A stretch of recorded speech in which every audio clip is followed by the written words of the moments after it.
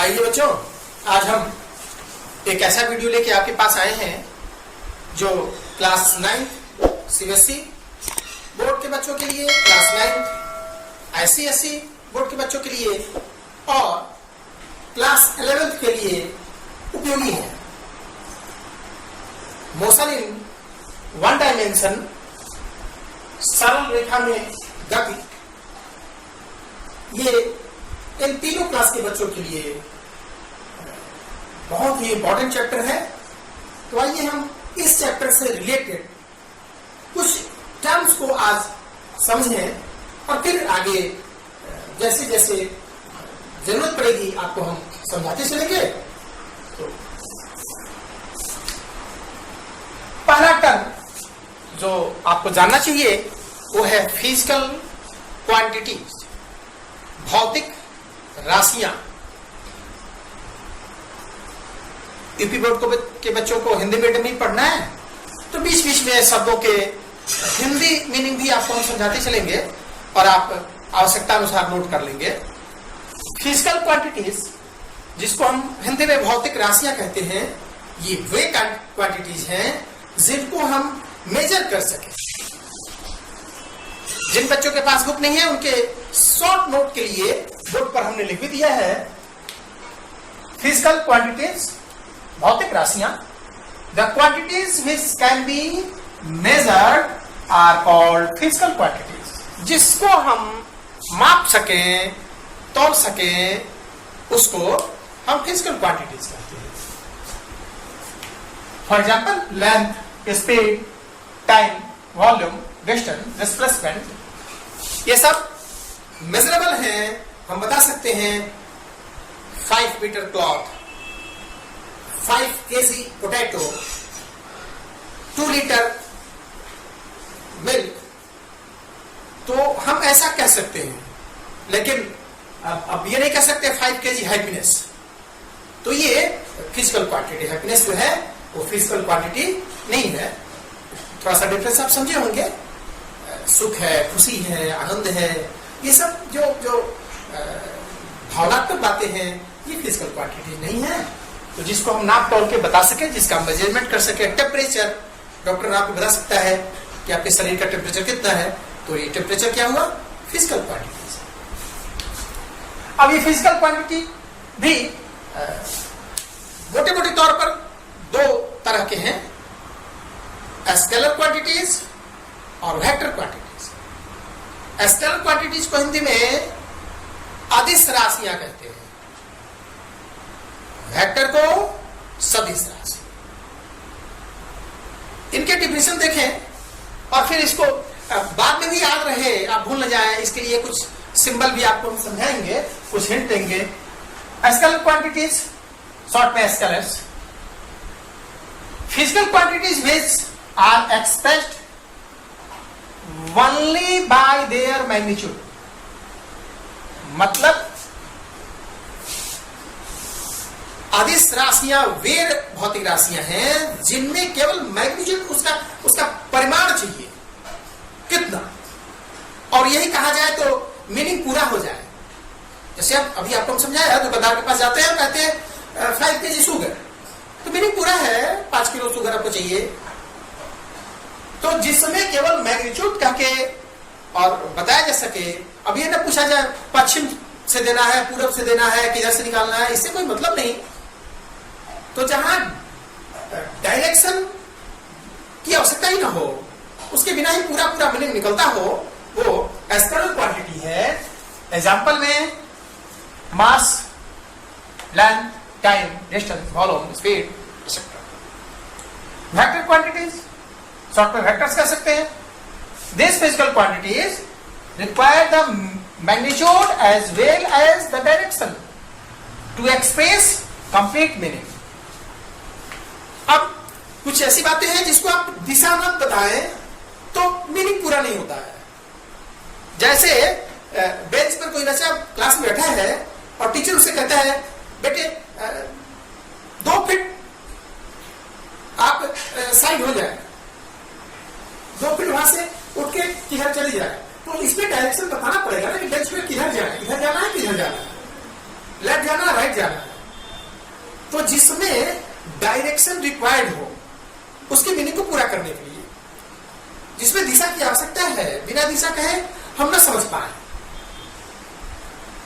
तो अब देवरिया से गोरखपुर जाना है, तो यदि ये कहा जाए कि आपको 50 किलोमीटर मोटरसाइकिल चलाने हैं, तो आप देवरिया से गोरखपुर पहुंच जाएंगे।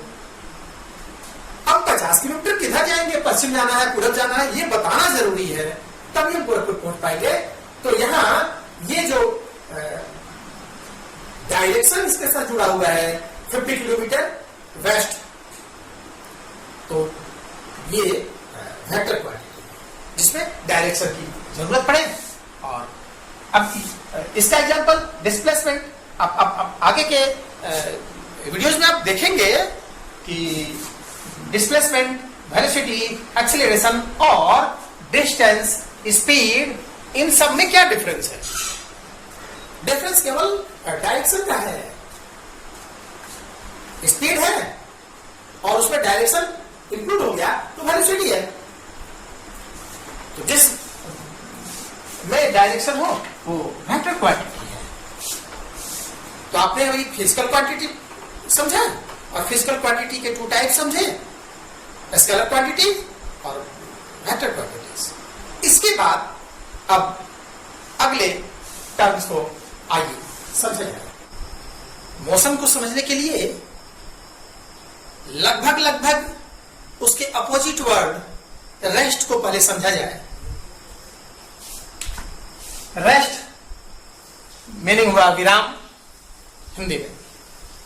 When a body does not change its position with respect to time and its surroundings, जब कोई वस्तु समय के साथ टाइम इंटरवल में अपने अगल बगल के वातावरण के सापेक्ष अपना पोजीशन न बदले, तो वो वस्तु विराम में मीन्स रेस्ट में है। अब इसको एग्जांपल से समझें। कमरे के भीतर रखा हुआ आपका बेड, कमरे के दीवारों की तुलना में जो वॉल है उसके रेस्पेक्ट में अपना पोजीशन चेंज नहीं कर रहा है, तो ये बेड वॉल्स के रेस्पेक्ट में रेस्ट में। अब आप यहां देखेंगे लिखा है motion and rest are relative terms. ये हमेशा किसी के रिलेशन से आप डिफाइन कर पाएंगे कि वो वस्तु रेस्ट में है कि मोशन में है।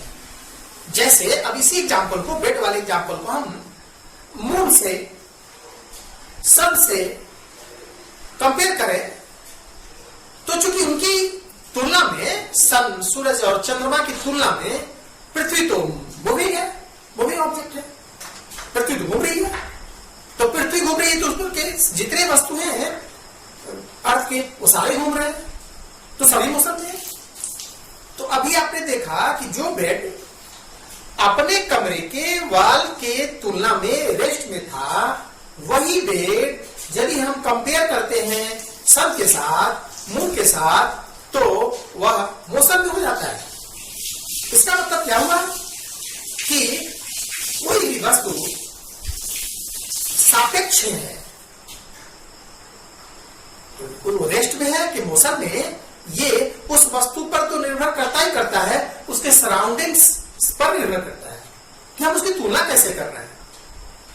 जैसे एक फेमस एग्जांपल, ट्रेन में पैसेंजर्स बैठे हैं, आप भी बैठे हैं, आप अपनी तुलना बगल के वर्ग पर बैठे हुए किसी व्यक्ति से करते हैं, तो उसकी तुलना में तो आप अपना स्थान परिवर्तन कर नहीं रहे, आपका पोजीशन तो बदल नहीं रहा। आप जहां बैठे वो भी वहां बैठे, आप भी बैठे हैं।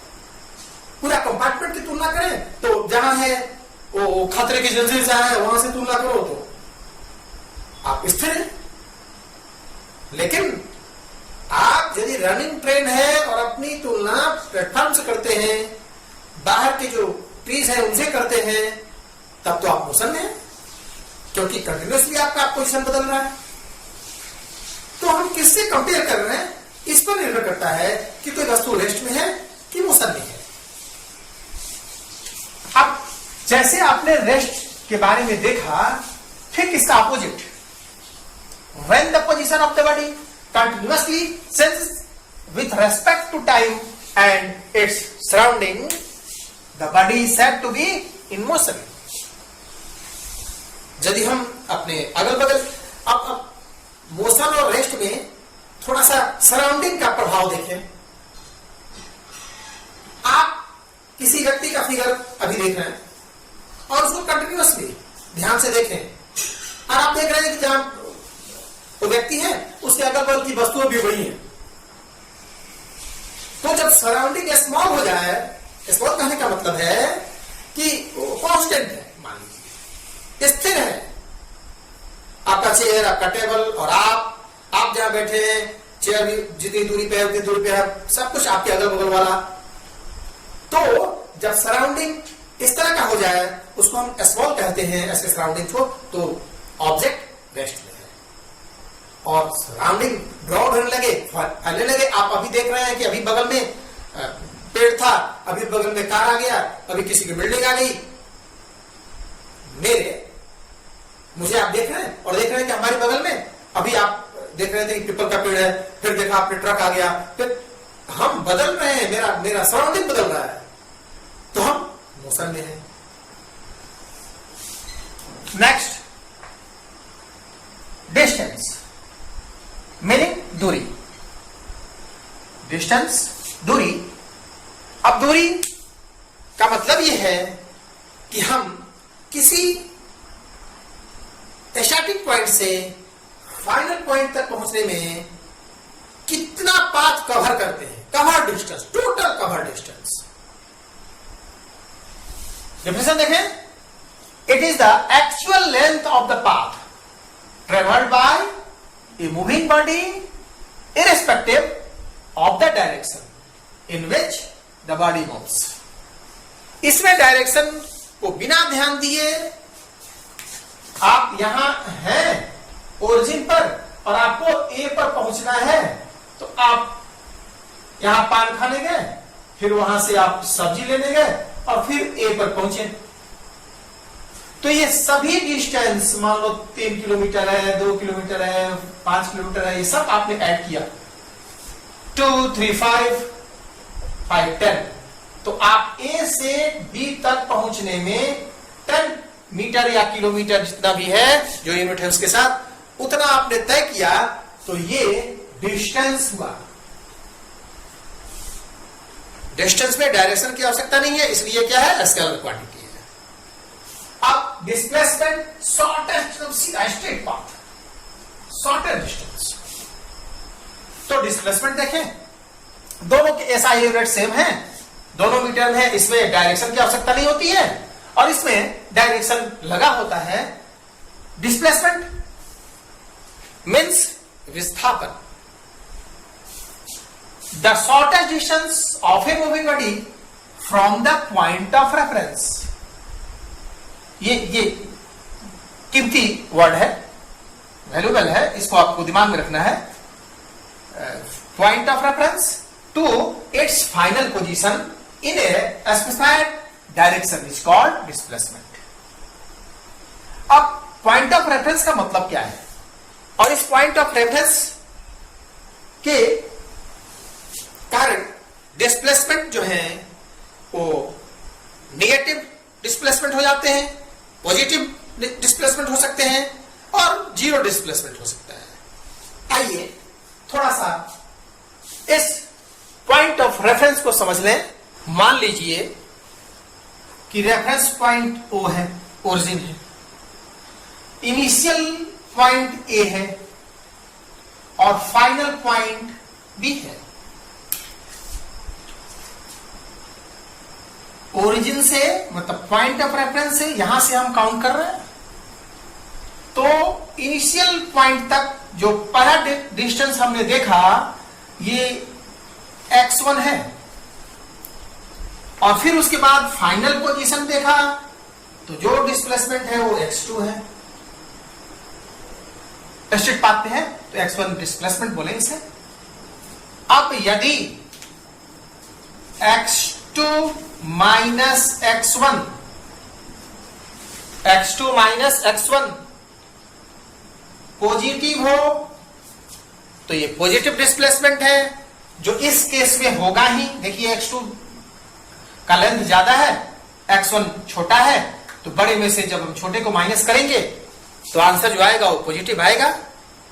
लेकिन सपोज करिए, मान लीजिए कि ऐसा होता कि ये फाइनल पोजीशन में रहता, ये इनिशियल पॉइंट रहता और ये फाइनल पॉइंट होता। इनिशियल पॉइंट यहां होता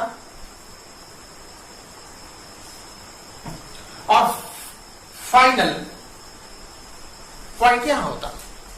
तो जब हम इनिशियल पॉइंट शुरुआत में सबसे पहले देखते तो पहला जो हम डिस्प्लेसमेंट काउंट करते वो x1 हो जाता और फिर बाद में जो काउंट करते वो x2 हो जाता। तब यहां देखिए x2 is less than x1 है, छोटा है, स्मॉलर है। तो जब हम छोटे में से बड़े को माइनस करेंगे तो निगेटिव आएगा कि नहीं आएगा, और यही निगेटिव डिस्प्लेसमेंट कहलाता है। तो हमने क्या देखा फिगर में कि यदि ओरिजिन से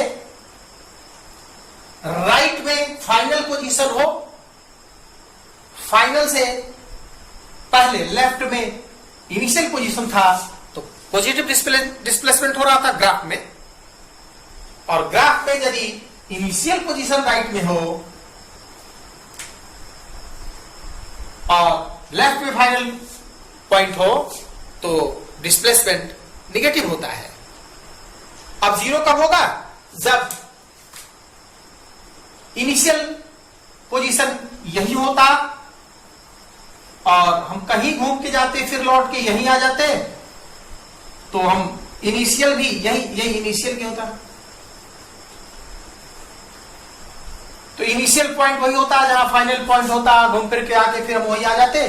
तो लास्ट पहले काउंट करते, मेजरमेंट होता उसका तो x1 वो ये होता, फिर बाद में फाइनल पोजीशन को जब हम देखते फिर मेजरमेंट इसका करते तो x2 भी ये ही हो जाता। तो सेम में से सेम माइनस करते, जीरो आ जाता, या जीरो डिस्प्लेसमेंट होता। तो ऐसा है डिस्प्लेसमेंट के तीनों, जो पॉजिटिव डिस्प्लेसमेंट, नेगेटिव डिस्प्लेसमेंट और जीरो डिस्प्लेसमेंट है, उसका कंसेप्ट थोड़ा क्लियर हुआ होगा। अब आगे की बातें अगले वीडियो में।